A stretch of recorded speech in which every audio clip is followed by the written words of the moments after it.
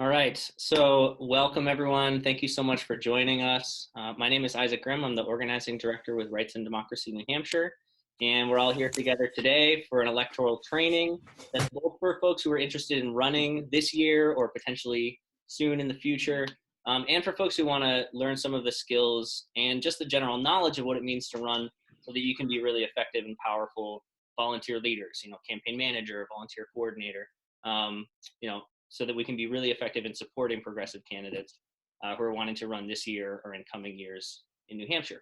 So appreciate y'all being here with us.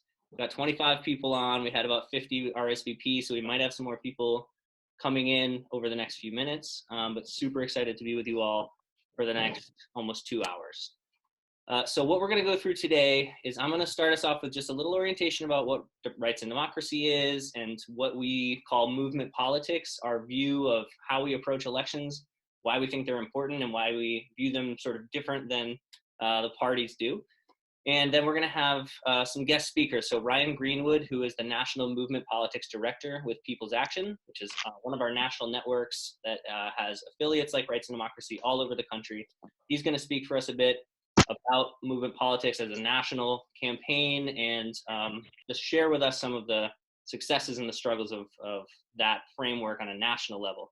And then we're going to have some New Hampshire leaders. So we're going to have Tim Smith and Mark King, who are both candidates that we've endorsed and who are also both on our leadership committee and who are both who have been legislators in New Hampshire in the State House. And we're also going to have Nicole Knight join us and speak as a freshman legislator and someone who the only reason we didn't end up endorsing last time was we just didn't know her yet, but really excited to have her on to speak as well. And then Shay Totten, our communications director, is going to go through a bit of a communications and messaging and digital tactics training. And then I will go over a bit of how to kind of build your core team. And then we'll have some time for questions from all of the speakers and just for us to dig in a little bit more of what people are thinking, what they're doing already, maybe some time to share notes. So we also had everybody who filled out the registration page talk about what other kind of trainings you want. So we'll be kind of taking that and figuring out what are some of the most effective trainings that we can provide over the coming months to make sure that we're supporting the progressive movement as much as possible here in New Hampshire. So there will be more to come. So with that, Rights and Democracy it's a bi-state grassroots organization that has a progressive platform that's fighting around people's issues from healthcare to public education funding, livable wages, and an environment that we can actually live in for generations moving forward. We've been around since 2015. We work year-round to really lift up and develop leaders at the local level, folks who are directly impacted by the systemic inequality, systemic racism and sexism, and all these kinds of structural oppression that hold people back in our society, and help really elevate those voices into leadership in our communities so that our state house and so that our local elected bodies are actually responsive to the real needs and the real values of people in our community.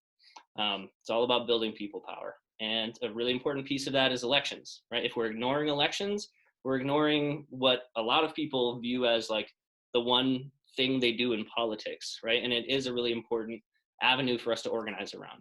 So we have an endorsement process where we have a pretty robust questionnaire to help us figure out people who are running, like where are their values, what do they stand for, what are they going to fight for, and will they work with Rights and Democracy as an organization, not only to get elected, but once they are elected, so that we can be co-governing with real movement candidates who are accountable to people's organizations, who are accountable to the progressive movement.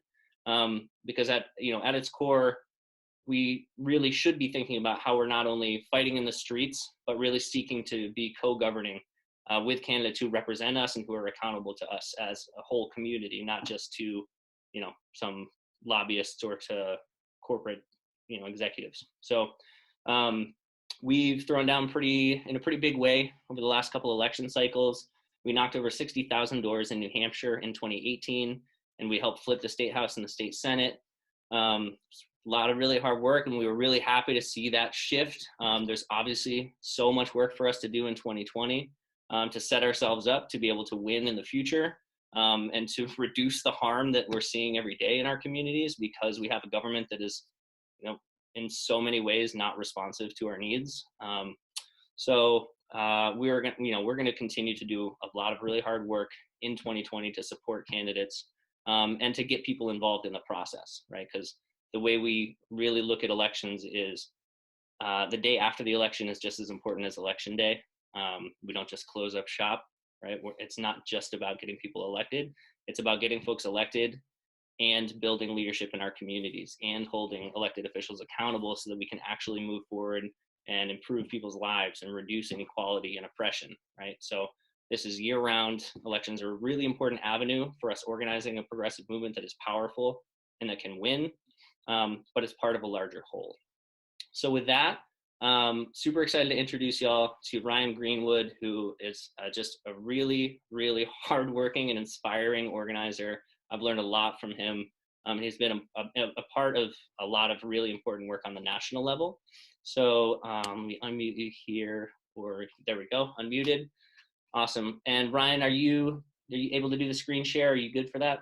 Yeah, I think so. We'll see if I can get the tech to work, but I've got it set up in a minute. Thanks for that introduction, Isaac. And just to everyone at Rights and Democracy, I'm so excited to be talking with you all. Like, I've gotten to visit folks in Vermont, in New Hampshire a couple of times, and I think the work that you all are doing has advanced the progressive movement across the country in tremendous ways. Certainly the organizing that you did to win a victory for our joint endorsed presidential candidate, Senator Sanders in New Hampshire, set the pace for the sort of politics we need in this country. And then all the organizing that you all did to put together a great event with him in conjunction with New Hampshire Youth Movement. So excited to be talking about what's next with you all. My name is Ryan Greenwood. I use he, him, his pronouns. I'm based in Minnesota. I co-founded a sister organization to Rights and Democracy called Take Action Minnesota. And we at People's Action, we are an organization made up of multiracial, working class people's groups across the country who believe in a bold, long-term agenda for a people's economy that would dramatically advance democratic control of capital, racial justice, gender justice, and global sustainability. And we're run and governed by our member people's organizations. So Rights and Democracy has a member on our board and has two delegates. One's James and the other is Allison over in Vermont, who decide what candidates we endorse and what issues we take on. So we're really governed by you all at Rights and Democracy. And so what I'm going to walk through today is like, how do we think about movement politics? What the heck do we mean when we say that? And how do we differentiate it from a business as usual politics, an establishment politics, and a transactional politics? So I'm going to put two questions in the chat that folks can take a look at. So question one, I'd love to folks respond to in the chat is, share a moment in politics where you were most inspired and why. Could be a candidate, it could have been the way something happened, the way that you were talked to, the way that you heard something that impacted your lives, talked about in the context of election or politics. Like, what's something that's inspired you in politics? And then secondly, you can do either or both. I would love folks to respond in chat and share a moment in politics where you were most frustrated or disillusioned and why. So if folks can take a second to respond to those questions in chat, I'd love to get a sense of the room.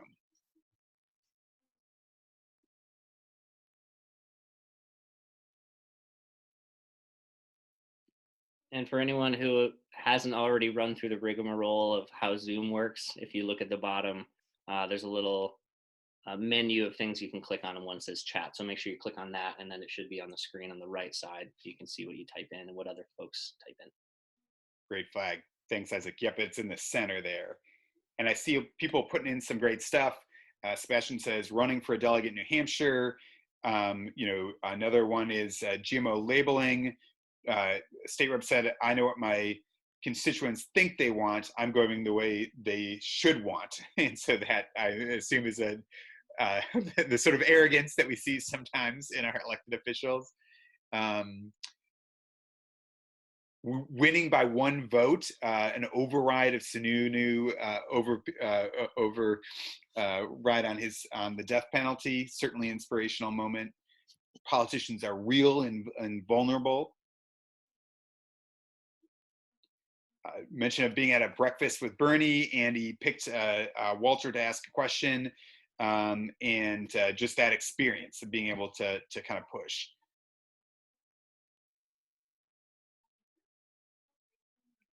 Saying the Constitution. These are great examples. And I think overall, folks should keep posting in so that they can kind of share with their comrades, like what inspires them, what disillusions them. What we've thought about this is like the way that the experience of politics is a vehicle for inspiration for us to grab hold of our democracy is too little. It is too few. And the experience of disillusionment for politics for too many people in our country is too great.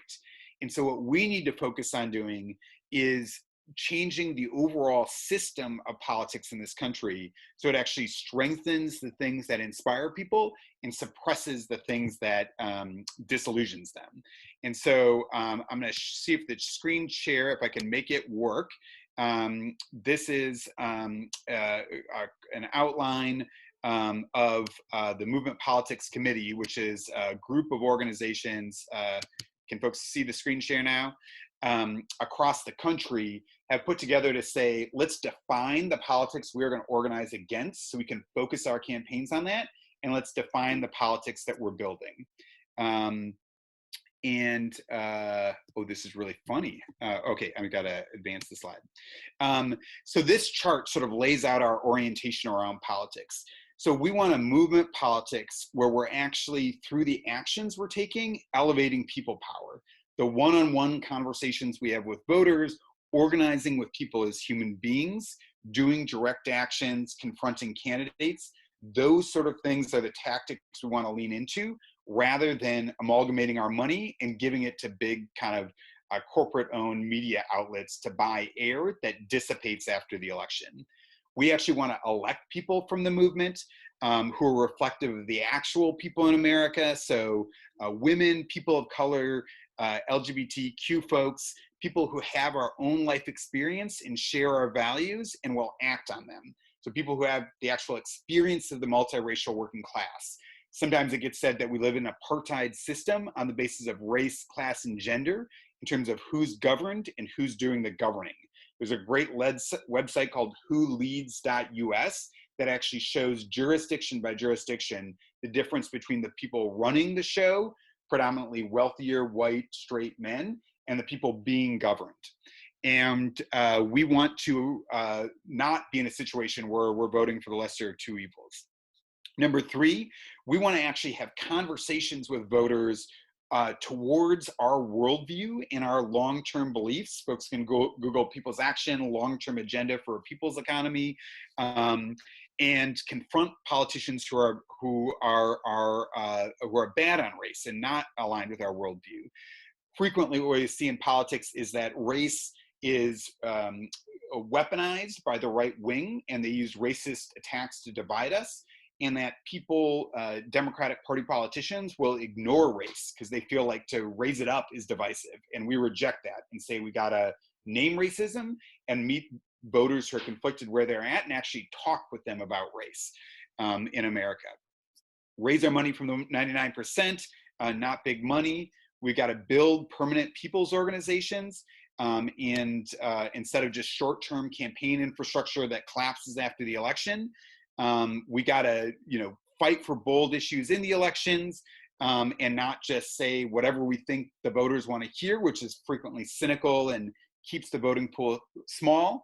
We got to actually move big issues like public control of the economy and develop the leadership of our people in elections, and not treat candidates like they're going to save us. One single candidate will not save us. We want the connection between those candidates and movement organizations to make collective decisions rather than just having one individual person think they've got all the answers themselves. So I'm going to talk about like some specific examples that we've seen across the collective of People's Action that I think make this stuff real. Let me jump to the next slide. Oh. So I have this picture that's stuck in my mind in 2016, the day after the election. I followed my wife to a town in California where she was working. And the day after the election, I walked by the Democratic Party in Clinton office, and what had been a buzzing hive of activity with some tipped over chairs and tape on the windows, and that's all that was left. And so this is what campaigns build usually. They run towards election day and then they stop. A contrast with that that people are pointing across the collective is Colorado People's Action in 2016, when we were knocking on doors in Colorado on the minimum wage campaign, fighting for our candidates. We would tell every single one of them about who Colorado People's Action was, not just the candidates that we were in favor of. And we would invite them to an organizing event across the election.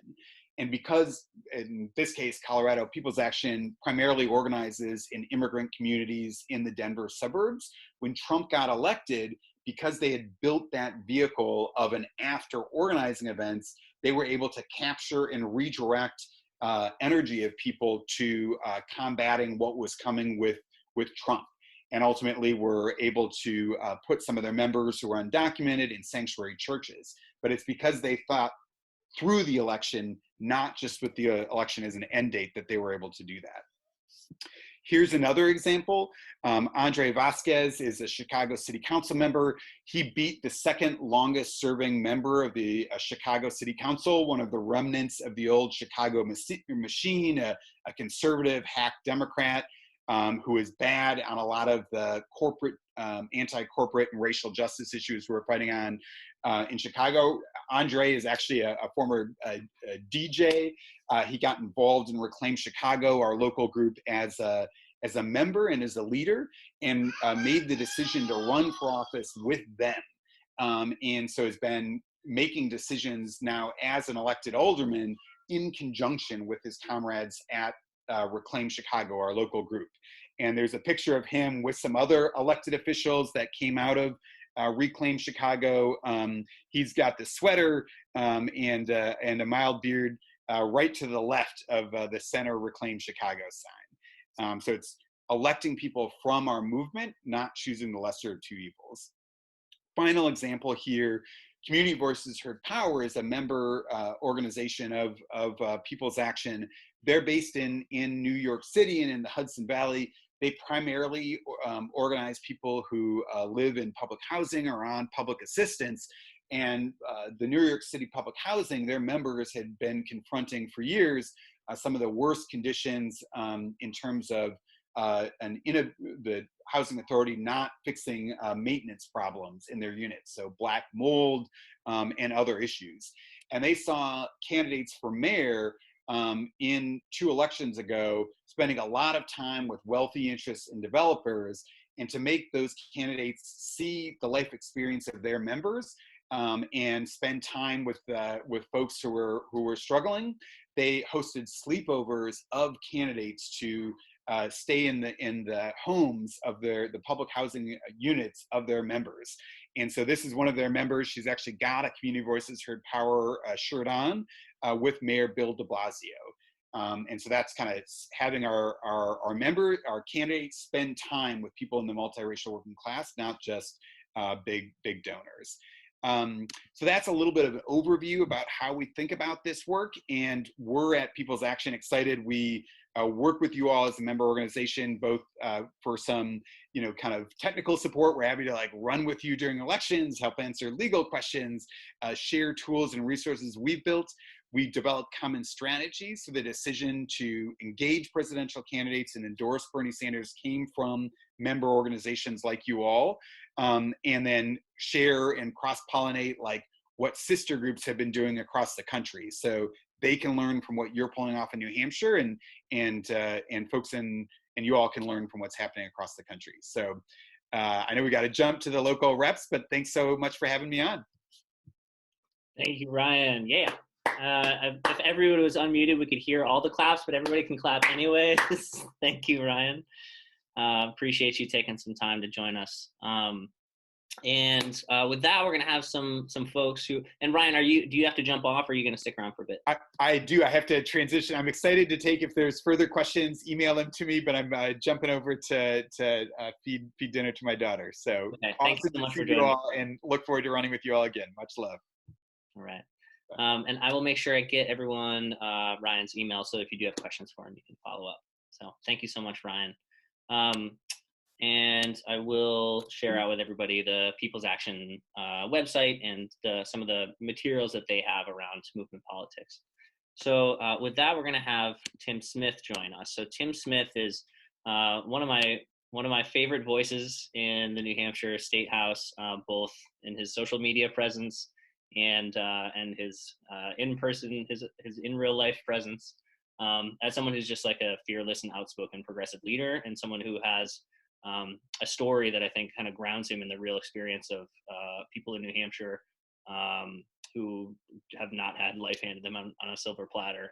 Tim is just an amazing voice, and been proud to have Rights and Democracy endorse him and to have him on our leadership committee.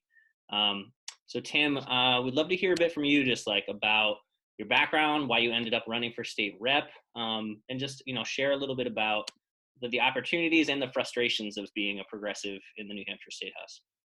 Absolutely. Is my volume okay? Yep. All right. So I won't take too long with my background and everything. The Cliff Notes 30-second version. I grew up the first 20 years of my life in relatively serious poverty. I spent a few years homeless before age 10 with a single parent. There were multiple periods where we lived in campgrounds as a permanent residence. We had a can of Spam for Thanksgiving dinner. It was abject poverty. And I eventually, in my 20s, was able to very slowly pull myself out of that. I very luckily ended up having a natural aptitude for computers. So I've made a decent career with that, and have been one of the very few people of my generation to actually pull themselves up by their bootstraps and all that and beat the odds. But I've never taken any of my adult life success for granted, and I always try and keep my early childhood experiences real close to the surface, in my political work, so that the people who don't have the advantages I had and the aptitude and the privileges that I had, um, you know, they don't deserve to be homeless and destitute. So that's why I do what I do.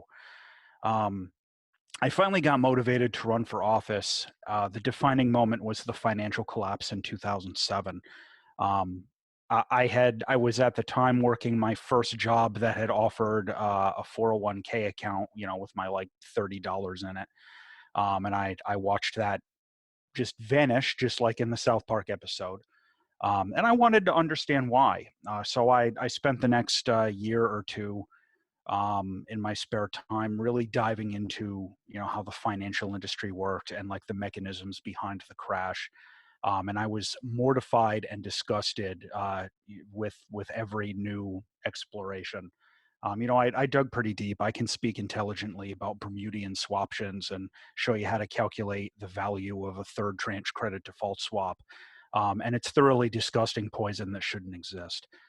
So that all motivated me to finally get off the couch and run for office.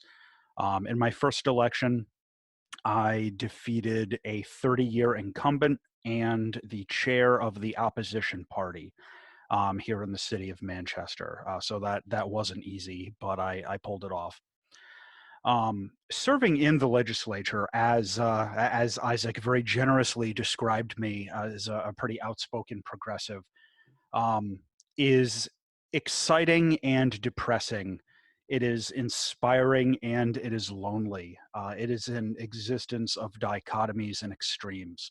I'm currently serving my fourth term, and I've had some really impressive victories that I've been able to be a part of. I mentioned in the text chat, it was really inspiring to be able to cast my vote to override Sununu's repeal of the death penalty and then see that vote pass by one vote. and realized that every single one of us who was in the room essentially casted the deciding vote to repeal the death penalty in New Hampshire. That was really something special. Um, and I was able at the beginning of this term to go up on my own without any help from leadership or any other representatives, um, and get a change to the House rules passed to allow regular people to testify before lobbyists at public hearings. That was a huge victory for me that I'm very proud of. But at the same time, I've also found situations where uh, democratic legislation, including some of my own bills, were torpedoed by our own leadership. I've seen, Democratic committee chairs go up and openly lie up at the podium about, things that happened in their committee, and I've found myself very shocked and disappointed sometimes at some of the politicking and the betrayals I've seen, among people who are supposed to be colleagues and standing up for each other. So I guess that's always a little bit of a culture shock. So there's really heartening, inspiring moments that fill me with passion and energy to keep going. And then 5 minutes later, there's like a crushing defeat that just destroys your soul. And the non-progressive members of the legislature don't seem to be as affected by that as the progressives are. All of my fellow legislators I know who are sort of in the progressive wing, so to speak, if there could be said to be a progressive wing, all of them experience the same thing to one degree or another. So it's inspiring, but it's very rewarding at the same time. And at the end of the day, I come away from the experience knowing that when I eventually retire from politics, I'll be able to hold my head high and know that I did everything I could to help my constituents and make their lives a little bit easier um, during that rare opportunity in elected office that I actually had to do so. And for anyone who's considering running for office, I would strongly encourage it. It's been the most rewarding thing that I've been a part of in my entire life. And having the support of Rights and Democracy, really, if I can just give a 2-second plug, Isaac, has meant the world to me, and it's one of the reasons I try and be involved in RAD, whenever my free time allows, is because it provides a support network, and like a peer level support network, of fellow activists that doesn't exist within the legislature or the Democratic Party. You can't find this group of people anywhere else that you can just sit down and brainstorm ideas with. And have like a really good open-ended discussion about like shared values and stuff like that, and have as it was described a few minutes ago, the movement politics aspect, as opposed to the transactional politics, which is almost exclusively, what we see among legislators and like, the official party leadership. They don't do the movement politics, but that's really where my heart is. So it's very personally fulfilling to be a part of Rights and Democracy as well. Thank you so much, Tim. And my hope was to have you speak, and then Mark, and then Nicole, and then have some space for folks to ask questions that any of the three of you could address. Are you going to be able to stick around through? I actually have to leave right away. I'm like triple booked. Okay. Maybe if there's like one question anyone would have for Tim before he jumps, you could raise your hand so we could see you if there's one, and we could unmute you if anybody has a burning question for Representative Smith. And if not, we can jump right into Mark. All right, thank you very much. Okay, thank you so much, Tim. Okay, so thank you again, Tim. That was great. We are going to have Mark King join us, who is another member of our leadership committee, who has just been a huge voice in the movement for Bernie, and who has been a huge voice for folks in Nashua, and a longtime union leader. So Mark, without any further ado, if you could tell us a little bit about what it was like running in Nashua, and like kind of your transition from being a union leader into electoral politics, and anything you'd want to share about the kind of similarities and differences there, and just anything you'd recommend when it comes to folks running for the first time. And let's make sure you're unmuted here. Maybe you got to do it here, Mark. Okay, I think you're good. Okay. Yeah, I was active in labor, and that got me going to the state house a lot. And it was pretty interesting. I did stuff with Move On. I interacted with legislators a ton. And I even had a Republican legislator, after bugging him for a couple of years on this issue and that issue, say, you seem pretty driven. Did you ever think of running? Like, well, he said, if you do, give me a holler. I'll help you out. Like, wow, that was very impressive. But the reason I ran was, I guess I'm a working class guy. I live in a working class district. And in our state, if you really put the energy in, you can hit every door. Well, every registered voter store, if you put in the time. And that is how you win. I had people say, I knock on the door, a guy comes out and he said, you're the candidate? Because it was also during when Hillary Clinton was running for office, and she sure had a lot of volunteers. So there would be volunteers ahead of me, and there'd be volunteers behind me. And people sort of had door fatigue. So I'd hit the door and say really quickly, hi, I'm Mark Hang, I'm running for office.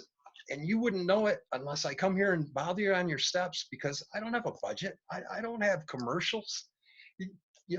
This is the only way I'm going to get to know you, or you're going to get to know me. And people were really open once I got that out. And also, I didn't tote a clipboard around, because people would shut down when they saw the clipboard. So I did everything from the voter list I got from the city clerk.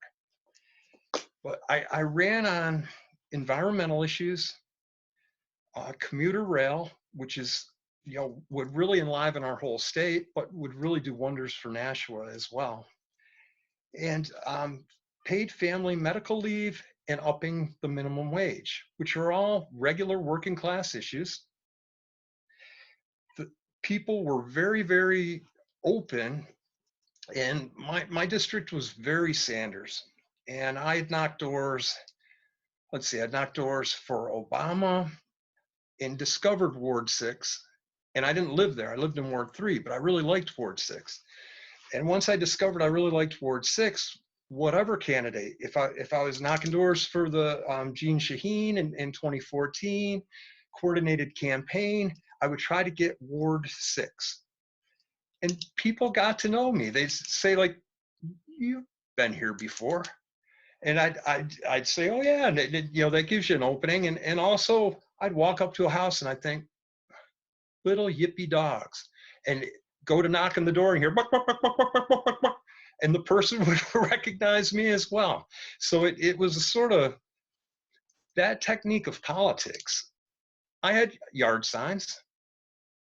People came out, people would take them and put them in their yard. But I think the magic and what is powerful in our state is to be able to talk to regular people where they live.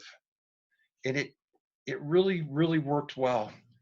And I'm in my second term, and I feel really good about the work that I'm doing. Well, the Sununu veto stuff. My first term, everything you pretty much cared about, the Republicans had a majority. It was like being punched. But that was that day you knew you lost. All right, it stunk. With Sununu, we had victories, and even bipartisan victories, where we got stuff for people and it worked. And he just redlined it, crossed it out, vetoed it. So that was pretty darn frustrating. I think, though, that it's really powerful to run for office, because you're here. So I know you share the values I share to a great degree. and you can actually, you are part of it. You see the sausage being made, which isn't really pretty, but it gives you a really realistic worldview, and you know that you're really helping out. And rights and democracy. When people want to, see where you stand, they'll send you a thing with seven check boxes. How do you feel about this? How do you feel about that? With rights and democracy, robust. The organization asked me deeply to find out where I stand on the issues, and then, fill it out on paper. And then we get together and there's a meeting and we talk about where I stand. And that whole thing about co-governing, that's the stuff. Because politics, someone representing you, yeah, great. It's really good to represent folks. But the co-governing part, where I'm responsive to rights and democracy is responsive to me. Things like the People's Platform. I know, because of rights and democracy's work, I know where a majority of working class, well, not even just working class, where a majority of Granite State citizens stand. And having that like as a wind at your back, powerful and really good. Like, I can't say enough good about rights and democracy, and I'm proud to play a role. Thanks so much, Mark. Appreciate you, all the work you do for the community, for the state, and along with us and Rights and Democracy and the movement. So appreciate it. So we're going to jump into Nicole, and then if anybody has questions for both of them, we'll have a little time for that afterwards. So excited to have Nicole join us. Nicole, I think, has a really important perspective to provide as a freshman legislator, as one of the many young folks who stepped up and ran in 2018. One of the many amazing women who ran for the first time and won. And so, Nicole, would love to hear a bit from you about what got you to step up and run, how it was you went about winning in your district in Manchester, and then just, like some of the highlights and some of the challenges that you've experienced as a freshman legislator. Yeah. So I worked for corporate America, and that wasn't cutting it. I have a degree in fine art sculpture, and I went to a college in California, even though I'm from this area. And the motto of the college was "Make art that matters." So all my artwork was, environmental, political, really just trying to figure my own stuff out, of course, as we go through college in our personal journeys. And believe it or not, I ended up working for John Hancock Life Insurance, and I was their communications specialist, and I wore many hats. I don't know how you get a job like that with an art degree. So it wasn't working out for me. I was making good money, and I had nice benefits for myself and my husband, and then my bubby died. And I don't know if you know anything about Jewish culture, but my bubby and I were best friends. She was also a fine arts sculptor, and she really inspired me. That's where I get most of my passion from. She would tell me these stories about women being locked up and being held captive, to have no choice but to bear babies, and when she wanted to go learn something, how she was forced to stay at home, how she couldn't own property, how she couldn't, et cetera, et cetera, et cetera. And then how she lifted herself up, how she was one of the first women to get a graduate degree. She got not one, but 2 Fulbright scholarships, and she traveled the world, and she inspired the shit out of me, this woman. So when I lost her and I was working this job that was not for me, really, it really hit me. And I wasn't doing what she would be proud of. I wasn't doing what I was capable. I was not living up to my potential, and I didn't care about this. It wasn't me. So a friend approached me because we actually have a very challenging ward. Unlike my colleague, I have a little bit of middle income, a little bit of really wealthy people, and then basically 80% of disparaged workers, low income, and on assistance. and I live where they live. And many of the reps before me haven't. They lived in the nice area. They didn't understand. So I feel like when I'm kind of jumping around here, but I was asked to run by a friend because our ward is so challenging and nobody really wanted to do it. I'm sorry, I don't mean to scare anybody, but it was a hard work. And you do have to go knock on every single door. And that means in low income, you've got to push your way into a apartment building that doesn't feel safe. Maybe you go with a buddy and you do these things. They're telling you not to do it, but you talk to everybody you can, and you do that every single day.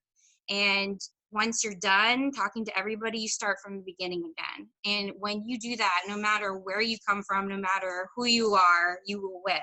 So that's my 2 cents on that. I won. I got more votes than Chris Pappas in my neighborhood by doing that. And I walked every single day, and I'm not a politician. So people want to be listened to. And now's your time to show them that you're listening. Thank you so much, Nicole. And anything you'd want to add just about kind of your experience as a legislator? New Hampshire, this is true across the country, that our legislatures tend to be older and wealthier than the general population, but that is especially true in New Hampshire, where you get paid $100 a year, and it takes up a bunch of time during the week. So that it's I imagine there's something you could share there that. Yes, this is almost a full-time job. I'm very lucky that I have a family that's very supportive of what I'm doing. It is a struggle though. My husband just got furloughed, so it's all, I went from being the bread earner and the health insurance coverage, of everything, and now we rely on him. And with this crisis, it's scary, but I can't stop, because with this crisis, it's shown more than ever how much we didn't have things in place that are sorely needed for the most disenfranchised amongst us. And that's raising the body count. Everybody's looking at the virus while all this other stuff is blowing up in our faces, and nobody knows what to do. It's all a disorganized chaos. And so you see that and you're like, what have you guys been doing the last 40 years? So now more than ever, we need young leaders, because I'm sorry, but some of these people have their chance, and out of 400 of them, maybe 150 of them do the work. So it's a real problem, and we need to carry the load together. And so whatever you're excited about, for me, it's women's rights and mental health, but whatever your platform is, you take that, and then you meet people, like Mark and I, we actually sit right next to each other too, voting. And so he has his labor and he does all these amazing things, but we almost vote on every single issue together on other things. So you have your teams that you split up. You cannot save the world by yourself. You need everybody on deck. And so if you pick one thing, you'd be most successful at it. So when I did run and I had a little thing, I picked like the top 5 of my missions, so which was housing and mental health and women's rights. So I put all that on a pamphlet, and I kept it really brief. And like Mark said, some people get bombarded when you're that time of year and they don't want to talk to you. So brevity is key, but also so you have to read the room. Like you give them, tell them your name, and then take a step back. If they want to engage with you, you stay there for as long as it takes. It could be an hour-long conversation, but I'll tell you what, that person's going to tell their neighbor you spent an hour talking with them and listening to them, and then they're going to tell somebody else in the neighborhood too. And those conversations that you have are invaluable, and that's how you win. Thank you so much, Nicole. So a little bit of space here. If anybody has a question that they would want to ask for Mark or Nicole, you could raise your hand using the hand raising function at the bottom, or you could type into the chat here your question, or just type in that you have a question. We'll make sure to unmute you. So if anyone wants to ask anything of Mark or Nicole, now's the time. We have a few minutes to do that, and then Shay Totten is going to, for about 20 minutes, go over some digital communications and messaging training. I'm seeing a hand up from somebody named Chromebook. So let's see. Can we get them unmuted? Awesome. What's your name? It's Cassie. I didn't make an account. All good. All good. So yes, in order to win, we need to hit every door. But hypothetical here, what if the world is still shut down? What if we can't knock on every door? Because I'm actually someone very close to me is running, and I'm gonna be helping them, and like, so that's something we're talking about. Like, we're like announcement party. What? That can't happen now. We can't be knocking on doors. Maybe with masks on. That's my question. How do we do this in the age of COVID-19? Thank you. And there's a lot to dig in on there. And I think Shay is going to cover, like, it does mean that digital and online organizing is going to be more important than ever. And so Shay's going to dive into a bunch of that. There's also like a lot of potential in calling people in your region, which like you can do through the party or through Rights and Democracy, to like basically pull a list of the right kind of people you'd want to call from the database in your district. So that, I think that's going to be increasingly important. Mark, Nicole, anything you'd want to add to that? I'd been thinking about that. Just how are we going to approach folks? Because mailing costs a lot of money. And I'm looking forward to hearing what Shay has to say, because I'd like to learn more about how we can digitally or over the phone engage with folks.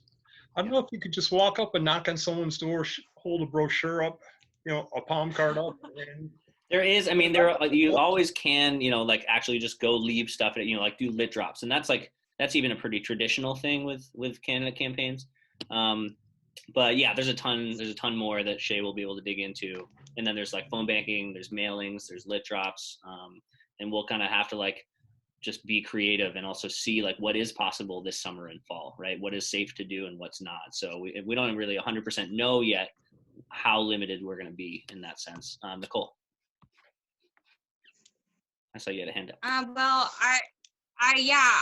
that's funny because we have to start thinking about that. If, for those of us that are running again, which I mean, I know I am. So it depends, I guess, on your neighborhood. Like, being able to drop off your literature is what you would do normally. You only talk to so many people really when you knock doors. A lot of people avoid you, and that's why you're going to have those few like hour-long really engaging conversations. And I think you could still do that if you leave your pamphlet and you wear a mask and you wear gloves and you're out, away from them. You don't engage them directly in their door, but because some people, like in my community, they don't get all that information online. So yes, it depends where you live. It depends what your community looks like. So yeah. But you can be creative as an artist. You got me thinking, and I could like attach signs to a bike and some soup cans and cause noise and have like ride around my neighborhood. People look at me and I'll just wave at them. And that's the kind of silly stuff that I do because like I have to do it my way or else like vote for someone else. But so you gave me some good ideas. I love that. And like, awesome. We can think about like activist tactics as campaign tactics, right? Like banner drops and like other things like that that are gonna, probably be even more important. There was a great question in the chat from Kylan. And if we can find you in here and unmute you, I'd love to give you a chance to say it out loud. There we go. Kylan, do you want to go ahead and just pose your question out there so everyone can hear it? Sure, thanks, Isaac. I appreciate it. So one of the things that's always stopped me from getting more involved in local politics or in general is just that I'm the provider for my family. And I actually, it's funny that you say that, Nicole, because I actually work for John Hancock today. And so I don't know what it's like to, what the schedule's like, and is it even possible to run for and hold an office and to do right by the constituents in that kind of situation. Yeah. And Mark had messaged me that he would love to give some response to that. You know, I work full time, and with my work, I was able. I guess I should talk about what the scheduling is like. There's a Thursday session day that you have to go to, and that takes the full day. And then there's a committee day usually. So you have to be careful about what committee you get on, so that working full time, I can't be on a committee that meets 3 times a week because I use my vacation time and my sick time, or I work a Sunday and then I can take a day off under my contract. I can take a day off during the week. So I'm pretty much engaged. I'm pretty fully engaged, but my work let me shift things. So I work every Saturday and have every Thursday off, where it's traditional. Everyone else has every other Saturday, but I have every Thursday off. So that's my session day. And then for my committee, I'm on the Fish and Game Committee, which, you know, I ran on doing stuff outside, hunting and fishing, because I grew up that way. And, you know, keeping an environment clean so that you can hunt, fish, camp, kayak is really important to me. So that's a low impact committee in the sense of you get, I don't know, 15, 16 bills. So that'd be 15 or 16 Tuesdays. Our meetings are on Tuesdays, so I would use my vacation time for that. So if your work allows you flexibility, you can do it if you really want to. Yeah, and I think that there's a lot more to dig in on there. And like, let's follow up on that after Shay goes, but Shay does have a hard stop around 7:15. So do want to make sure there's enough time for him to give his piece of the training. So I saw some more good questions in the chat. We'll have some time a little later in the call to dig in on those. And also, like, this is not the end of the conversation. Consider ourselves like a cohort here, like a coalition of support. So with that, I'm going to pass it over to Shay to go ahead and start leading out the digital and communications training. And Nicole, if you had a question for me, you want to just chat it to me?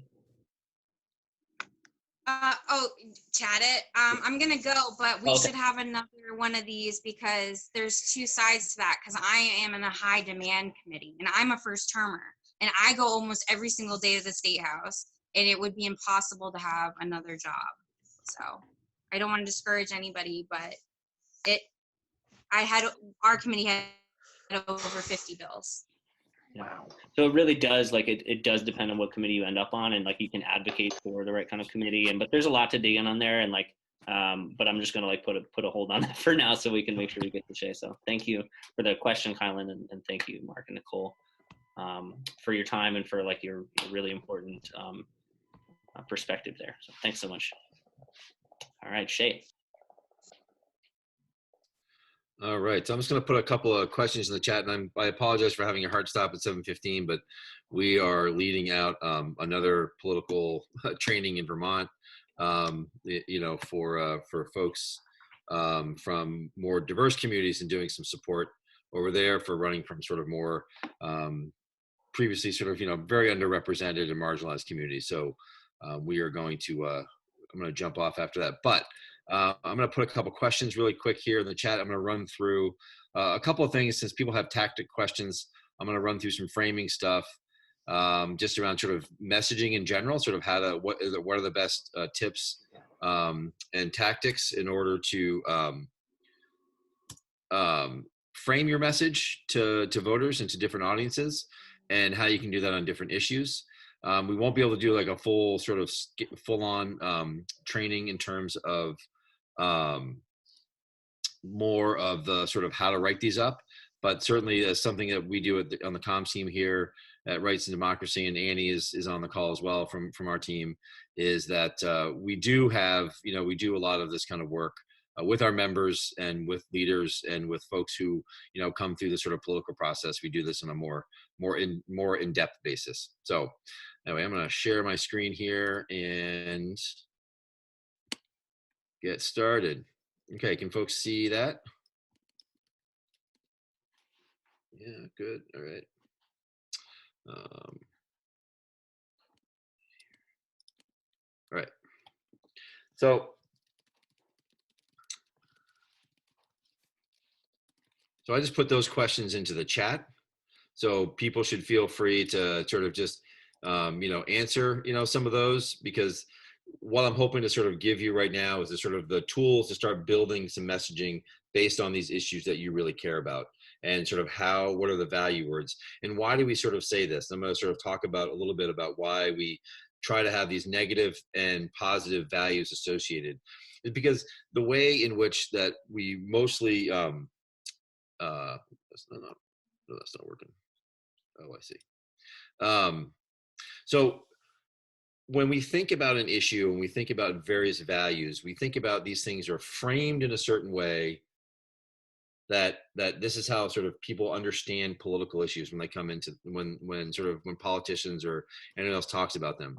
And so this triangle right here is actually really the sort of the dominant sort of political frame and messaging triangle that's really been in place since really it started in the 70s, really pre-Nixon and around Nixon, but it really came into play during the Reagan era, and then ever since. And there's really been the dominant frame of not just the right wing and the Republicans, but neoliberals have certainly, and the neoliberalism component has also, played on some of this.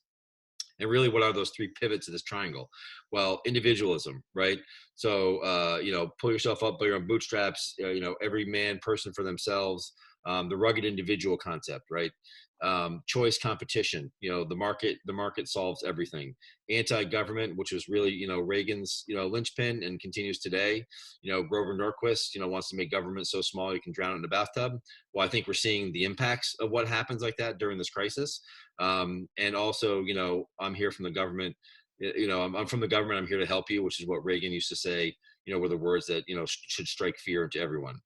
Now, we might not believe that, but however, this has been the dominant frame in which people understand sort of politics. And the reason why this has been so effective is because it's underpinned around something that's much more fear-based, and what it's structured on is really this sort of idea that these frames and this sort of ideology really holds up what I sort of say, sort of all these three things: racism, racialized capitalism, and structural oppression. There's no way in which you can get around the fact that all three of those things tied together, that is exactly the sort of the end goal of this political ideology, and the framing and how they message everything is all based on those sort of three pivot points at the edge. So our goal, right, as we sort of look at values-based messaging from us, is to sort of speak about issues from our values rather than from what we too often on the left, or whatever you want to say, progressives, is that we want to come at this from like a fact-based logic sense, right? In most cases, people do not vote from here, they vote from here, and you have to get people here. This is like what Mark was saying, even what Nicole was saying. I mean, what we're connecting with people individually and through a shared set of values is you're going to go a lot farther when you're talking to people about issues. It's not necessarily always about just the policy solutions, right? So these are the myths that I like to sort of, dispel pretty quickly, because these things do not really exist, right? The truth does not set us free, and people will vote against their self-interest. And why? It's because of that previous iron triangle is what dominates the political culture and political messaging. So what do we have to be thinking about doing? So framing, I just sort of outlined what that was. And I'll share these slides with folks too, so you can take notes, but trust me, I'm happy to share these slides out. It's not copyrighted or anything. It's like, I pulled this stuff from other thinkers and stuff that we've just worked on here at RAD. But these are what frames are, right? And we talk about frames. It's really how people view the world and how they sort of input these messages, and how they sort of incorporate those into their own political thinking and how they take action with them, right? But the idea is that these frames they're not slogans, right? So it's not political like sloganeering. It's not like the best headline. It's really about ideas at the core, and it's from a value set. We don't have to agree with that value set, but understand it's been very effective, as we've unfortunately have seen. So to change these frames is to change all of it, because really the whole idea around this is reframing, which is we're going to talk about next and get into a little bit is about social change, because understanding how to message things from a values-based frame from our value set is doing just as much work as we are in the social work we do, the political activism work, because this is how we reach people and how we connect with people and how we keep them with us, right? So it's about really trying to sort of figure out how we do these things, right? I'm going to put these up. Oop. So, and this is the other thing I want people to understand too. It's like reframing is not just about spinning it better or manipulating language and make it being too clever by half. That is not what we're talking about. It really does need to be honest. It really does need to be rooted in some values. So when you think about the issues I asked you about before, and you think about the value word associated with that, and then you think about the negative value word associated with that, the idea is you don't, when you're talking about something, you want to talk about it from the positive value as opposed to sort of talking about it from, well, it's not this, right? So it's like, I sort of use the thing, just having been a journalist for a long time, is that, you know, journalists, you know, if Trump calls it fake news, you know, responding saying, I'm not fake news. I mean, you're just reinforcing the idea that he just called you fake news. So the idea is to stay away from the language of what people are using against you. And why is it important? And why is language important? Because I think this slide sort of illustrates in many ways what we're talking about, right? So when we talk about equality, really, we probably should be talking about equity, because this is really what reality is. So if you look at these sort of three slides, we talk about what we want to get to. So I'm gonna put these all up here. So this is the stuff that, and I have a worksheet I'll share around with folks too, that sort of talks to folks about how to sort of put this into sort of like an elevator pitch, or like for, you know, for literature, for your social media. Because for me, the idea is like, if you can understand the values that are associated with your issue and you can talk about them positively, it's something that you want to be able to carry across everything you do. So whether you're doing phone bank scripts or text banks or social media posts, or, you know, or postcards or door lit, posters, banners, like everything should come from this sort of core value set. Your sort of personal, it's almost like your own personal mission statement as a candidate, as an individual, and then each issue that you want to work on, you'll be able to workshop and basically have your own little elevator pitch for it. So, and like I said, this is the stuff that I will be sharing around along with a little worksheet that actually helps you to kind of write these things out. And I'm always happy to kind of help folks just kind of work through these. This is the stuff that we often do a much longer workshop over an hour, where we actually spend time writing this stuff together and then sharing it verbally, because that's really what helps. But you want to have these sort of short pitches. I mean, I think, you know, you're gonna say it over and over again. Anyone who's gone door to door knocking knows you pretty much say the same thing almost every time. But usually it's you know, you're trying to find out what the self-interest is of the person you're talking to in order to make that connection. But you're going to kind of lead with your values and not with like, hey, I've got a great idea I want to run by you, right? So it's like, it's really about rooting it in sort of something that's there. So I'm going to share those, but given time, I actually want to talk a little bit more about not the writing part of it, but then 12. So tactics. So I'm just going to put them all up, because, you know, when we talk about this, each one of these, you know, is a separate discussion, to be honest with you. You know, what I always tell candidates is that, you know, Facebook is where a lot of people are. You know, increasingly, you know, having a good Instagram account is also very helpful. Twitter, you know, I'm less concerned, you know, for a lot of folks about for Twitter in terms of like engagement. You know, it's okay really to sort of, it's sort of where other elected officials often are and where the media pays attention. So in order to get media attention, it's sometimes good to sort of post things to Twitter. But I would say for the most audience engagement you're going to get, especially in a digital world these days, in a virtual world, you're likely going to be getting people through Facebook. And so in that case, you can be doing Facebook Live, which is basically, you know, hosting conversations. You can use Zoom like we're doing, and you can stream Zoom if it's a paid account to a Facebook account or to a YouTube account if you happen to have one. There's also like these digital relational tools, which are more like getting friends and family to kind of text or email their friends and family. And that's a sort of an organizing tactic, but it can be useful for campaigns where so you're really sort of reaching out to people mostly to get them to vote. Text banking, we use Hustle at RAD, so it's a way for us to sort of just do.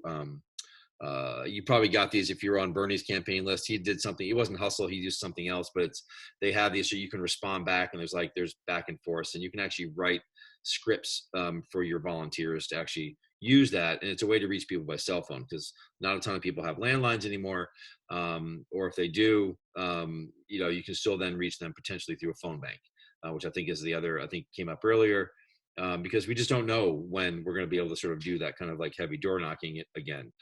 Mailing postcards, obviously in this day and age is probably, people are at this point captive to their house and might be looking for the mail. Might sit in quarantine for a couple of days before it comes in the house, but it's still going to be there.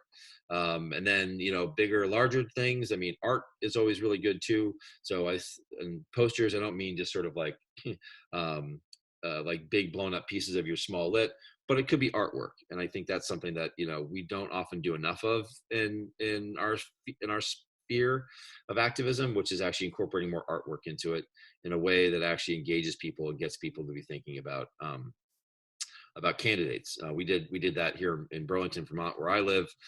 For a candidate, we had a great volunteer who just made up all these beautifully amazing signs that looked nothing like yard signs, but they were all very personable, emotional, and carried more of a vision forward that was artistic and creative and fun, and less sort of the right color and the right font, right? So it was really about sort of it being a little looser, and I think that's okay because it makes it a little bit more authentic. And you're trying you're trying to break out a little bit more. And I think in this day and age, people, will appreciate that because we see plenty of yard signs in New Hampshire, not just every 4 years, but, in New England, we see lots of them anyway, but it's another different way to do it. So I'm going to stop there and then take any questions you might have before I have to jump off in a minute.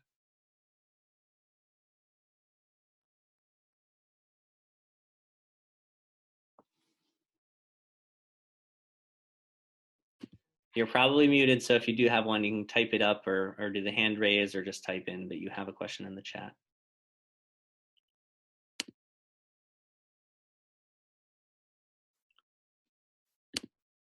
Shay, somehow you just provided all the answers. Yeah, I don't think so. Pretty impressive. I don't think so. Yeah, I'm sorry you tried to run through it so quickly, but I will share it around, and I think we're going to do more of these. I know I definitely did see in the registration that a lot of people were interested in communication. So for those of you who were, we'll reach out to you specifically, not just with this, but maybe doing a follow-up training on sort of more deeper sort of comms tactics. And Cassie, you had a question. Yeah, with the question I asked before about, reaching out in the age of COVID, if you would, chime in on that. How do we reach people when we can't knock on doors, especially what Mark was saying about how he didn't have a budget, right? Mm-hmm. So that was his number one tactic as a tiny little campaign running with no money. You walk around, you put feet to pavement, but can't do that now. No, you can't. And I think so. The main thing is I think, it's going to have to be, you're still going to have some kind of campaign infrastructure of volunteers who are in the district. And, basically what you're going to have to be thinking about is sort of this, you would sort of think of Facebook profiles as door knocks, and you need to start extending between friends and family, and having them invite folks to sort of get involved in, either being part of a group, liking a candidate, creating a candidate page, and then trying to host some online forums, either using Facebook Live or, setting up a Zoom and doing it that way. But that's what we're sort of seeing now, at least in some of the candidates I've been seeing, is doing a lot more virtual stuff, or they're basically holding virtual town halls. And I feel like that's going to have to be, at least for now. You can, the problem is with Facebook is you can do targeted work, but it's often you have to pay for it. So if you don't have any budget, you're really just going to have to do like you would do everything else. You would have to use a much more sort of robust sort of online list of friends and family. That's why there's this relational organizing tool called Empower, which you can sign up for, which actually lets people to sort of invite you. A person can basically invite their friends and their contacts to like get involved in a campaign that way. So it all becomes virtual contacts, right? And that's where like text banking can work. So if you get a list from like, another campaign or other folks, and you put together your own list of people you can text to bring them into something and get them to bring other friends. It's sort of, you do the same thing, but you just have to do it all virtual. So you can't put up posters, you can't door knock an area. And that's where that's where it's going to be tough. Yeah. We're all kind of figuring that out right now, right? So it's like, yeah, definitely. Yeah, someone's going to come up with some brilliant sort of, framework for it. But, right now it's going to be a little bit of everything and seeing what works in your district. Okay. Yeah, that makes sense. Thank you. You're welcome. I did see one other question, if you do have time for it, Shay, in the chat. One question I saw was like the triangle. Is there Triangle. a counterpart? No, that's why we have to build one. I mean, the main thing is if you sort of look at, and I have a reading list that I can, that's on the slides I didn't get to, but George Lakoff, who wrote "Don't Think of an Elephant." I mean, he's come the closest to sort of having some kind of really, which he talks about political framing from a progressive standpoint. Jonathan Smucker, who wrote Hegemony How To, a real roadmap for radicals. It's a little more wonky, but it's also pretty good in terms of just helping people understand, especially from the progressive side, like how this kind of messaging works and where it's working, especially in rural areas. So not necessarily just not just sort of like, the sort of blue urban areas where the stuff works. Because Smucker's been doing a ton of organizing in rural Pennsylvania. And this kind of values-based messaging and storytelling is very effective. So he has some really good tactics. Of course, they're still doing they were doing a lot of meetings in person and bringing people together.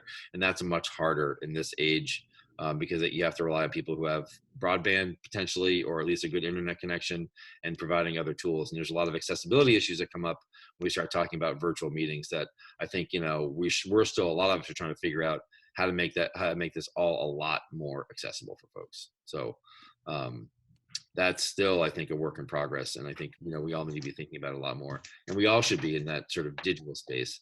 So who can't access it, and how do we get access to them? Yeah. All right. Thank you so much, Shay. All right. Thank you all very much. And I will be in touch with stuff for you, some homework for you, and then we'll set up some other meetings. All right. Thank you. All right. So I'm going to spend a little time now kind of going over how we think about building out a core team, right? This is super relevant if you're a candidate. It's really important that like the majority of your time as a candidate is spent just talking to people. Like that is all you should really be doing. Like most of the other stuff, you need to like build a team of people around you that can help support you so that what you are doing is going and talking to people. That is what it takes to win an election, especially on a local level, right? There's a whole different like dynamic on the national level, and it can be dismaying when, a candidate has no ground game and then wins because of media and stuff. But like on the local level, it is really, really crucial to be just like directly engaging with your constituents, with voters. And again, like this would be a simpler conversation if we were in a different moment in history and not in this pandemic crisis, because I'd just be saying you should be knocking doors, but we're going to have to be, more creative, more resourceful about how we do that. But really, it's the foundation of a winning campaign is that a candidate knows how to connect with people and spends their time connecting with people.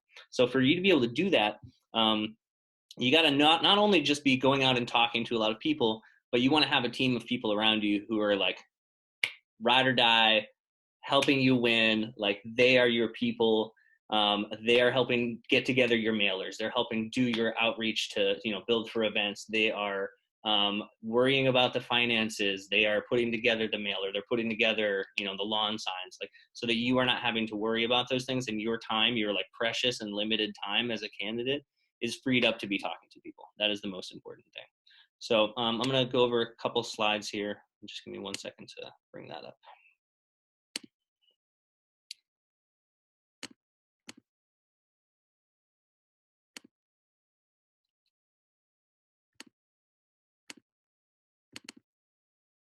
All right. So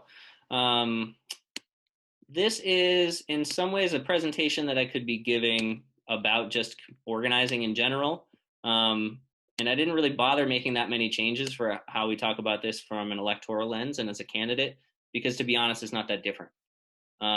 It's about like if you're in a fight to get a pipeline out of your community, if you're in a fight to win healthcare for all, the same tactics of building power and organizing and developing leaders around you, and like being able to build your base of people that will throw down and take action with you, it's not that different than you running for office. Like you should approach it in the same way. This is movement building. This is a campaign. This is like building leaders around you and building power. So like I want us to just be grounded in like why we should care about building power at all, right? So it kind of comes down to this, like oppression and exploitation. They happen because other people who don't share values, who don't care about us, whatever they say, they have too much power and we don't have enough, right? That's why we organize. We're organizing so we can build power, because we have to have power to be able to confront oppressive political, economic, cultural structures, right? The only way we do that is building power. If we're not building power, we're not actually on the path towards making real change. So what is power? How do we build it? How do we take it back? I would say it really boils down to like power is just the ability to act, the ability to do stuff. To get a little bit deeper and more nuanced about it, power is the ability to actually have like a real vision of what the world is around you, and to be able to like make your vision of your future a reality. So when we're being lied to and when we're being manipulated, we are literally having our power taken away from us. And when we are actually able to see the world as it is, we are building power. So the way we build power is two things. It's organizing people and it's organizing money. If you're not doing those two things, you're not building power, right? And what I mean by that is organizing people, it's like getting people to take action with you, right? Organizing money is being able to build resources to move forward your campaign. And that is the same for an electoral campaign as it is for an issue campaign, right? So again, if you're not organizing people, you're not organizing money, you're not building power, you're not like advancing yourself towards getting, to winning an election, right? And winning an election is putting yourself in that position of power. So how do we do that? How do we organize people? How do we organize money? At its foundation, I think it has to be based on relationships, especially at a local level, especially in New Hampshire, and especially on small races. And these relationships should be based on like us actually getting to know the people who we want to be part of our core team, part of our like campaign team, right? So yes, there's like a transactional nature to that. We want to make sure people are going to like be accountable and they'll like do stuff with us, and that we not just sit around and talk about the world as it should be all day and don't get anything done. But we also should actually take the time, like invest the time in deeply knowing the people who are like that we are going to work with the most and who we're going to ask the most of with us. And for us to do that, like that, we shouldn't just always stay on like the transactional things that we got to do on a daily basis. Like we should actually invest in understanding why somebody wants to be part of changing who is making decisions in their community, right? Like what is their stake? What is their personal stake? What are they going through? What is their story that brings them to like sharing the values that you share and to wanting to see the change that you want to see? And if you don't know that about the people around you, you need to be clear, and you need to help them be clear why they're fighting with you. Otherwise people get burnt out. Otherwise people don't really like take on the same sort of ownership of campaigns if they can't really understand for themselves like why they're in it and what their stake is. So this is about really understanding where people are at and why it's in their self-interest to be committed to something with you. And this has to be based on respect. We should not be burning people out, but we should be asking people to step up. But we need to understand like who they are, what their limits are, what their strengths are, how they want to grow. Like we should understand those things about like the people that are like our leaders. And we should be really clear with them what our self-interest is in running for office. Or if we are like a campaign manager or leader, we need to be really clear about that with ourselves and with the people that we're working with. And really, like, to me, I just always want to bring it back to this, is like, needs to be rooted in love. Not to like abuse the word, right? But like literally fighting for social change, fighting for political and economic change. For me, it's like living out my spiritual values and trying to make a world where our systems are not rooted in fear and exploitation, but they're rooted in love. So I'm just going to skip this real quick. So you cannot build a transformational relationship with an email or a text or a Facebook argument. So how do we actually build these deeper relationships with people who like can really help us throw down and really help us build power and win? One-to-ones is a really important tactic in thinking about how we do that. So that is like when you actually like schedule a time to sit down with somebody, or in this context to like, it can be a phone call or a video call. But like an uncommon but natural conversation with someone who you want to know more about them. You want to know them better. You want to understand their values, their vision for what they want to do in the world, what they want to see the world look like, their motivations, their story. I would say this is like the most effective first step we take in building power with people. And it's in a way that aligns with our values, right? We can motivate people to do stuff in terrible ways, right? Like, how do banks and corporations and the government often get us to do things, right? Like threats. You don't pay your taxes, guess what happens, right? If you step out of line, guess what happens?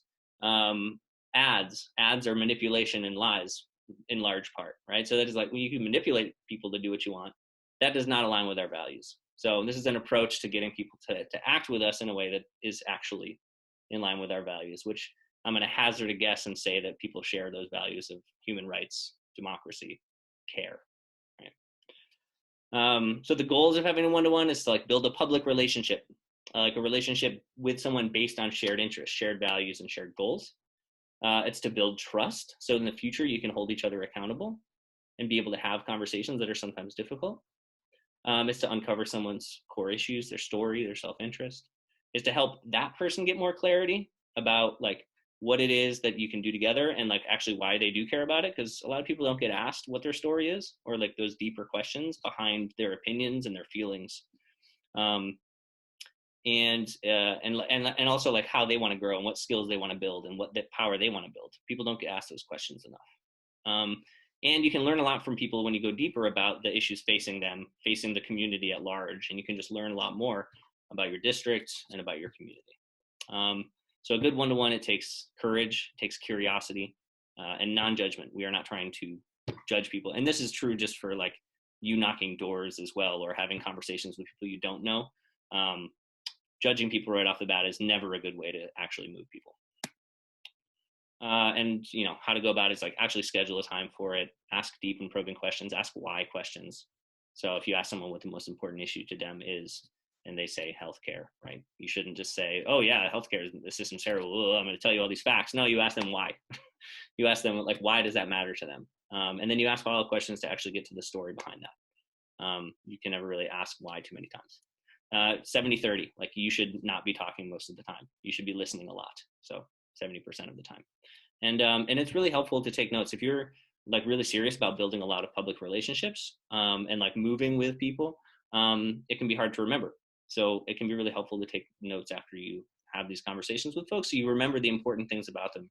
And then you can like reflect on it afterwards, and it can help you think about what do you want to follow up with them to talk about, or what were some ideas or questions that came up that you think would be worthwhile, and you two following up as you're like developing like a strategic relationship together to get stuff done. So that's just something for us to think about, is like, if you're a candidate right now, who are the people that you already are kind of thinking about, of like, yeah, this person's amazing with numbers, I want them to be my treasurer. This person is really well organized, like I want them to be my campaign manager, right? This person. So you can kind of, I'm sure folks are already kind of gears turning or have thought about this a bit already. But this is a way to get us to think about how we can be really effective in building a leadership team around us that can help us win, that can help us build. So I'm gonna go out of screen share here for a second. I saw some chats come in, and hopefully there were none that like I was muted that whole time or anything. No, good, okay. So the one other thing that I wanted to just add is when you go deeper with somebody and you actually understand more about them, right? You're like on the path towards building a more transformational relationship. It's important to also think about when you want to ask someone to step up in a certain way, or you want to ask them to take on a role, it's good to be really intentional and thoughtful about how you do that. It's a lot less effective to just say, hey, would you be my campaign manager, than to actually think out the way that you're going to ask the question and like have a whole bunch of preamble to your question. So I'm just going to show one other thing, that this is a slightly different way of thinking about it, but I think it could be a helpful frame. There's this sort of pyramid way of thinking about it, and this is like can be used in a lot of different ways. But if you're going to ask someone, for example, to be your campaign manager, right, you'd want to start with naming some of the things that you know and that you share in common, right? So like and the potential you see in them and why you think that they like would be, like what are the skills and like talents you see in them, right? And what are the kind of common ground? What is the common ground that you share around values? This is slightly different. It's like organization is like if you're with an organization, you want somebody to volunteer with you. But grounding a little bit in like, here's why I think our campaign is so important to this district. Here's why I think we have a real chance at winning. And so for us to be able to pull off this campaign together, we need to accomplish X, Y, and Z. And I know from speaking to you that you are really good at X, Y, and Z.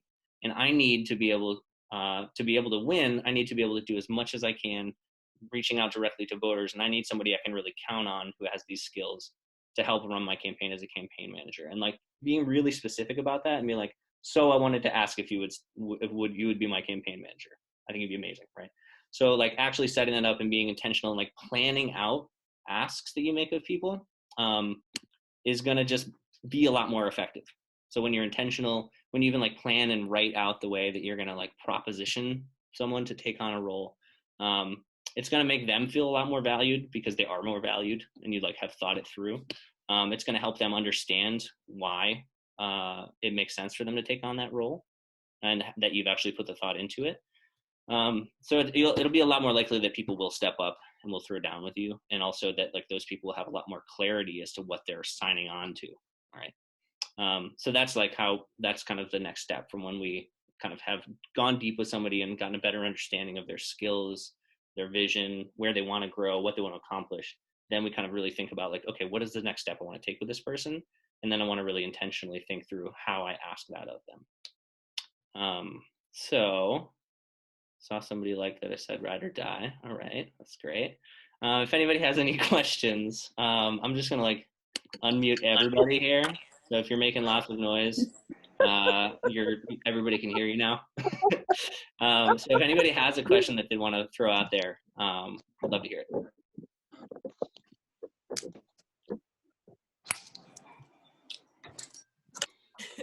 So Jean, do you want to, let's see, I'm looking at that one. How, Go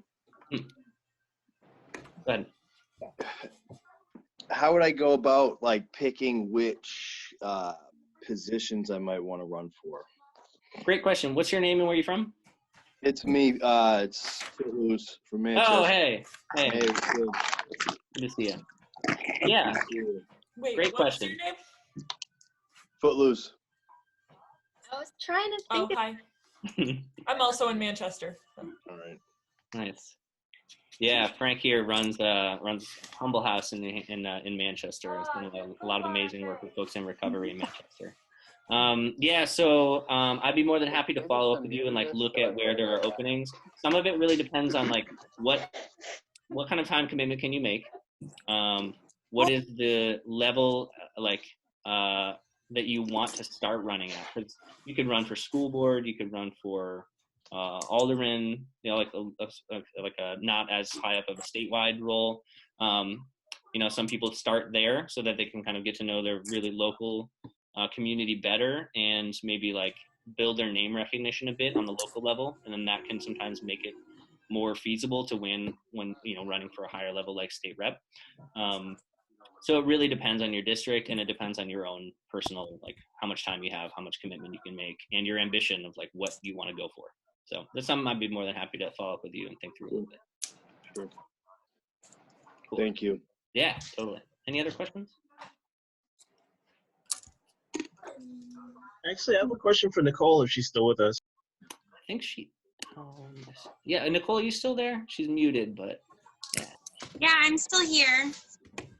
Awesome, cool. So yeah, you said don't be afraid to do it on your own. I'm just wondering, how much of the whole process did you handle on your own before deciding that you needed someone to help out? Almost all of it. Honey, can you turn down the video games, please? It's almost over. And I hope you can't hear him complaining in the background.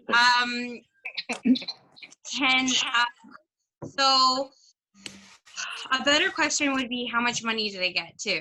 Not a better, but a good question. How much money did I actually run on? How much did we actually get? I got about $200 from the unions, and I got $20 here and there from friends. I basically ran on $300, so it really was about the door knocking. And all that money went to literature, and I got 50 signs. And I handled almost all of it myself. Another rep helped me with like ordering the signs, and I actually found great success in pairing up with another rep running in my district, and we ran as a team, and we pulled our money together and we got dual literature. And I can't tell you how successful running with a teammate was, because he catered to a different kind of generation. He was much older than me, and I catered to the other side of things. So, and we worked as a team. So we brought real inclusivity, especially right to the doorstep of people. So yeah, basically everything myself. And it can be a little overwhelming at times, and that's when you reach out to people like Isaac or myself. The people that know you're running and help you, that's when they, they'll point you in the right direction. It's really not as bad as and insurmountable as you think. Once you start going on this train, it just keeps going and everything works out. Cool, thank you. And maybe everything doesn't always work out, but it's like this is there is a community here to support folks, right? And the party can provide support. Young Democrats provide support, like to folks who are running as Democrats. Rights and Democracy, like we're a nonpartisan organization, but I've actually very rarely seen like folks who are on the right bother to fill out our candidate questionnaire, because I think they kind of see it and they're like not interested in what we're doing. But there's a lot of ways that we can try and provide support to folks who are running. I didn't want to say any other organizations in case, I didn't want to take the fire away from you guys, but yeah, like New Hampshire Young Democrats, if you're under 40 years old, they will make sure every blood, bone, sweat, tears, they will help you get elected too. And you'll have a whole group of young activists and progressives just cheering you on. It's a really great group to also join. Thanks, Nicole. I saw that Tom had put himself in stack. Did you want to ask a question, Tom? Let me find you so I can. I got myself. Oh, great. Perfect. Yeah, it's kind of like building off like sort of the last question is, what would be like at least like there's like a resource or like people that we could talk to? Like basically, I'm more curious about like the time commitments, because like obviously that plays in the role of like the pay that these like elected official jobs have, and I'd be curious to see like almost like which one would best fit me. Like, are we talking an alderman or a school board or a house rep? And be curious like to know like the pathway of being able to decide that the best, and like is that something that like RAD could help like facilitate or provide a resource on or something like that? Yep. Yep.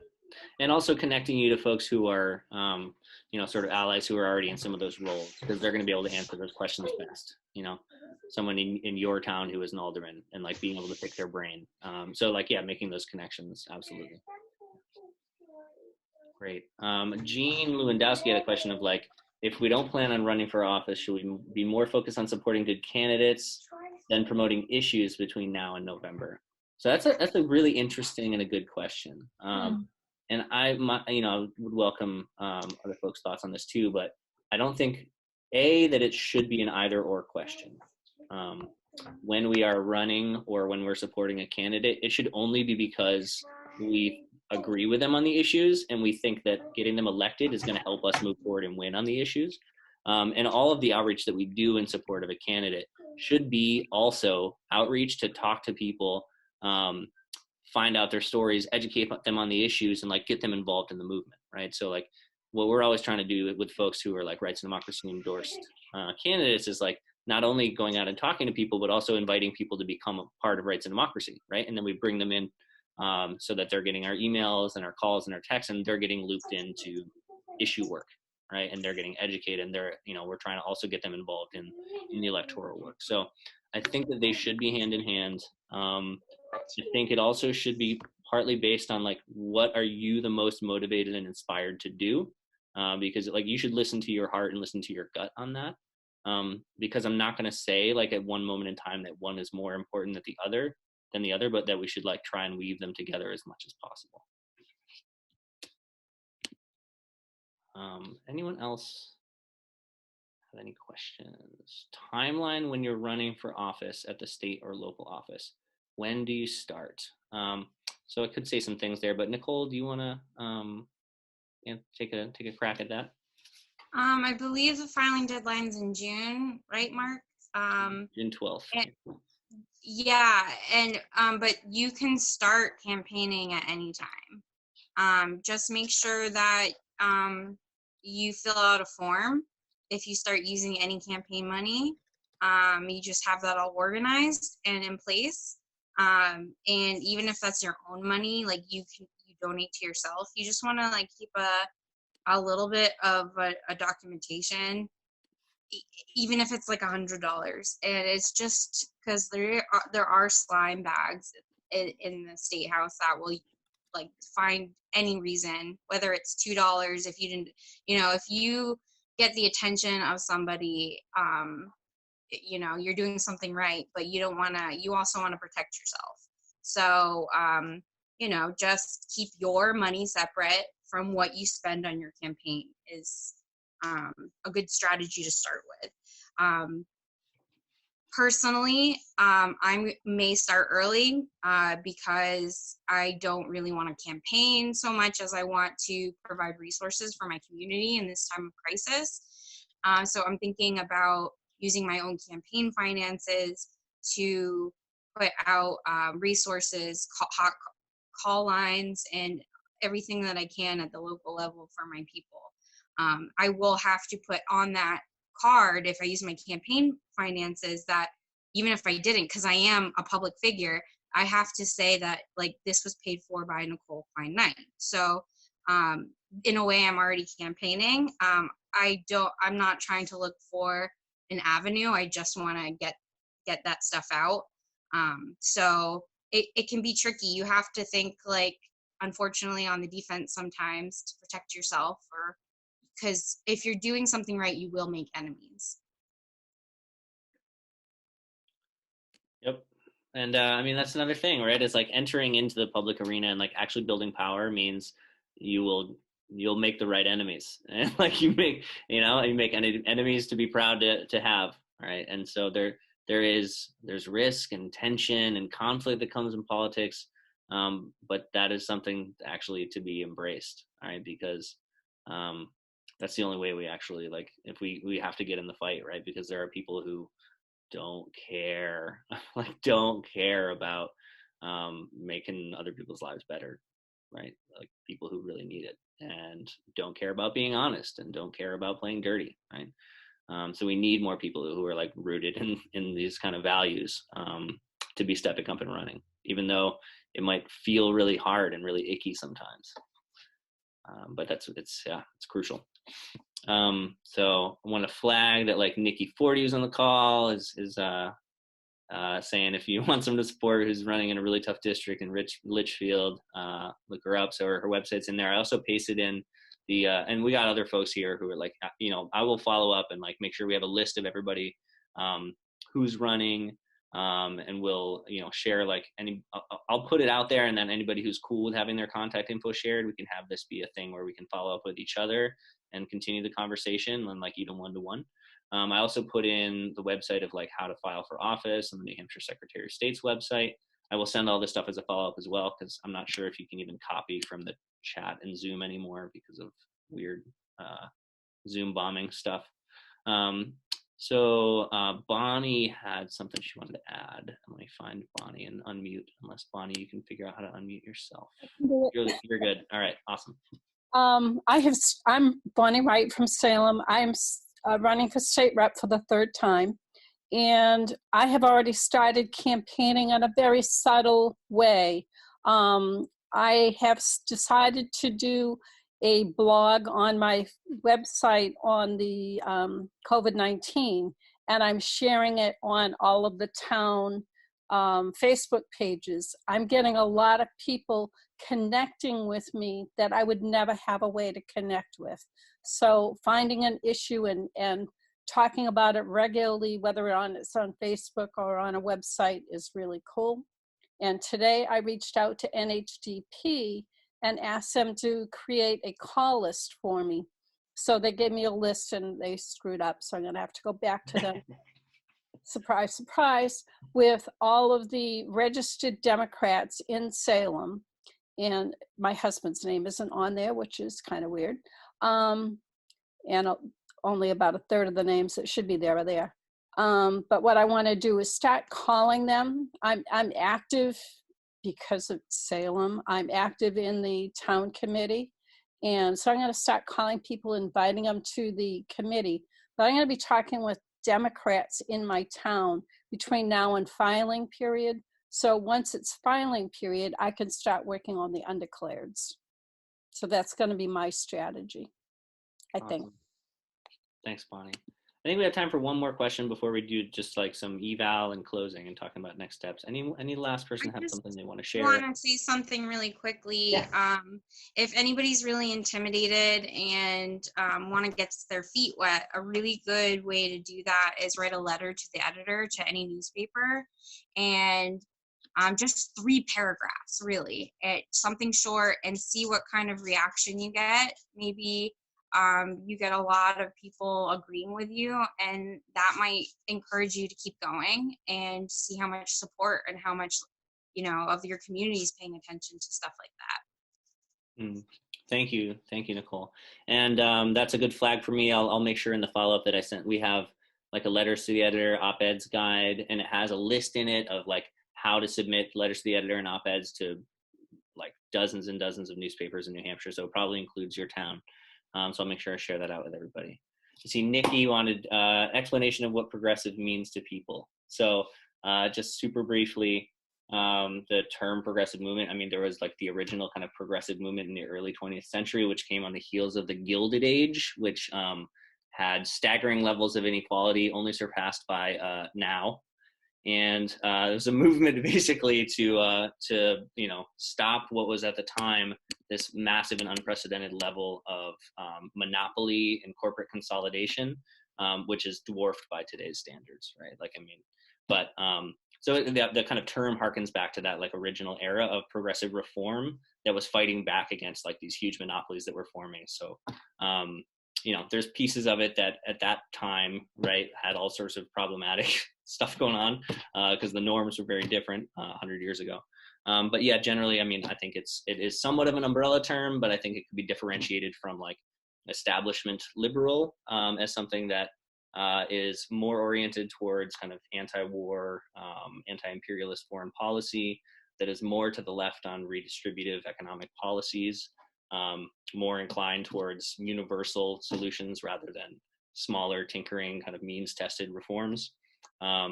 We could have a very long conversation about what progressive means, but just trying to throw out there a couple things, right? And also, I mean, it is a term that certainly like gets co-opted by like establishment and elite liberals. So I'm gonna just end that there and say that that would be actually a really interesting like webinar to have a whole discussion on of like, what does progressive mean? But I'm gonna cut myself off. So I wanted to just put out, is that an okay answer for the moment, Nikki? I think you froze. Yeah, we're good. Yeah. Okay, cool. So what I want to get a little bit real quick is just if anybody has any kind of feedback you'd want to provide in the training itself, if you could just throw it in the chat. I would love to just see any, like if you thought it was good, if there's anything you feel like was missing. I am going to send out an eval, which I would love for folks to fill out. It's really, really helpful for us to know like how we can improve these. But yeah, anything anyone want to name, just like throw it in the chat if there's something you want to lift up that was good, or if you feel like there was something missing or something you want to get out of a future training. Just go ahead and toss that into the chat. Networking is important. Yes, absolutely, Nikki. And so we'll definitely make sure that we follow up so folks can kind of connect with each other and that we can have this be like an ongoing conversation and support network. More shade, please, from Mark. All right, we'll work on that. Absolutely. Good. Okay. Cool. Yeah, seeing some positive feedback. Appreciate that. Thank you, Kylan. Awesome. Good. It sounds like folks kind of want more of these. That's good. It's good to know.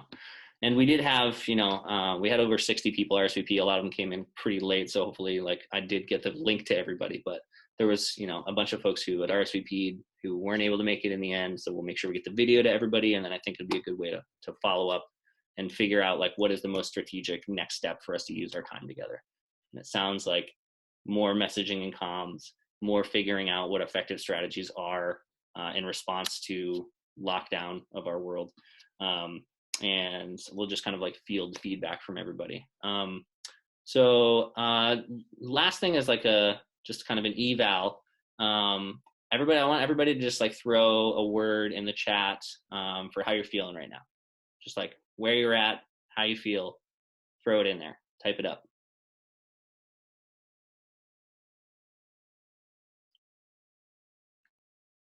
Hopeful, awesome, powerful, motivated, strong, good, liking these words, overwhelmed but ready to go. That's real.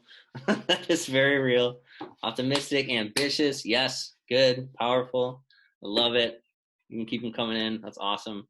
I'm feeling super inspired by like how many people were clearly hungry for this and like everyone being engaged. I really, really appreciate that folks are considering stepping up to run, or who are already stepping up to run, or who know that like they can really, really help people who are going to run. So I'm really looking forward to the follow-up from this, of like digging in deep with people, helping folks find the right connections to those who are running, or helping find the right connections to people who can support them, for us to keep answering these questions. So I'm going to send a follow-up email with a bunch of resources from this training and other things that'll be helpful to look over. Just want to say again that I appreciate y'all. Hope everybody is like staying sane and healthy and safe in this time. This is a hard time for all of us, but it's more important now than ever that we be like connecting with each other, that we be supporting each other, and that we like keep fighting for the structural changes that we need. Because though this is a crisis that's unprecedented, it's totally a crisis that is it's not like it came out of nowhere, and it's not like it's it's throwing into relief a lot of the deeper problems that have been happening in our communities for a long time. So there's a lot for us to fight for, a lot for us to seek to change in the long term. So again, thank you all for joining us. We're gonna close it out now. And I'm gonna just do a little screenshot of all of us real quick. So like, everybody throw your hands up and look like you're not super tired. All right, awesome, thank you. That was beautiful. Cool, thanks everybody so much. We'll follow up. I hope everyone has a great night, and we'll talk soon. Take care, y'all.